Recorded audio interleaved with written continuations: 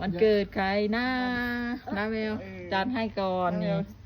ฉลองให้ก่อน เพราะว่าเราไม่ได้อยู่กันวันนั้น วันเกิดลูกแต่เราก็มีความสุข เออ เพราะเราได้ฉลอง ได้ที่เห็นให้ลูกให้สะกอนจังโยกนึงว่า กินเสร็จแล้วก็ไปตากผ้าไง อันนี้ก็ เอ้าทำไมล่ะเนอจะไม่ตากได้ไงเนี่ยฮะ อร่อยไหมลูก ไหนไม่ชิมดูสิ เจ๊บกินรส ว่าอร่อย แต่ SMP มันอร่อยอยู่นะ นี่ มากินเค้กกัน อืม นี่ พี่หวาน อย่าลืม มันกินนมเหยียดเขา แซ่บไหม อร่อย แซ่บไหมเจ้าของวันเกิด อันเปรี้ยวอร่อย น้องก็แซ่บ อ นี่ ร่อยน้องก็อร่อย ขอบคุณนะที่ต้อนรับน้องวันนี้ดูแลอยู่วะ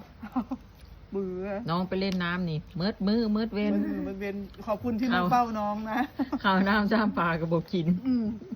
ใจสู้ขนาดนี้ โกรธเนาะ กระโดดเล่นน้ำตุ้มตั้มอยู่เนี่ย เบิ้งหมูขึ้นมาจักหน่อยก็ขึ้นมากินน้ำจักหน่อยก็ขึ้นมากินน้ำ เพื่อนโอ๊ตอยู่ แซ่บหลาย อร่อย